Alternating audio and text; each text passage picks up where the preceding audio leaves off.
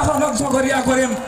আমি এই অঞ্চলৰ ধুবুৰীৰ প্ৰশাসনক এই কথাটো জনাই যাব বিচাৰিছোঁ, হিমন্ত বিশ্ব শৰ্মাৰ চৰকাৰ আহিছে 5 বছৰৰ কাৰণে, ৰাইজে ভোট দিছে 5 বছৰৰ কাৰণে চৰকাৰ হৈছে, আকৌ 5 বছৰ পিছত নিৰ্বাচন আহিব, ৰাইজে ভোট নিদিব, হিমন্ত বিশ্ব শৰ্মা মুখ্যমন্ত্ৰী হ'ব নোৱাৰিব। কিন্তু ধুবুৰীৰ উপায়ুক্তজন, ধুবুৰীৰ অফিচাৰজন, চাপৰৰ চাৰ্কল অফিচাৰজন কিন্তু ইয়াতে চাকৰি কৰিব লাগিব, লাগিবনে নাই?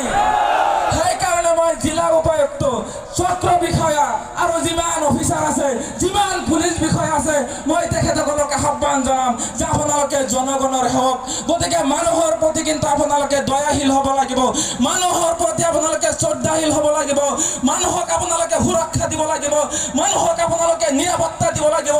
কিন্তু তাৰ পৰিৱৰ্তে যদি মানুহক আপোনালোকে ভয় খুৱাই থাকে, মানুহৰ ওপৰত আপোনালোকে অত্যাচাৰ চলাই থাকে, মানুহৰ ওপৰত আপোনালোকে নিৰ্যাতন কৰি থাকে, ইয়া কিন্তু বেআইনী আৰু অসাংবিধানিক কাম হয় নে নহয়?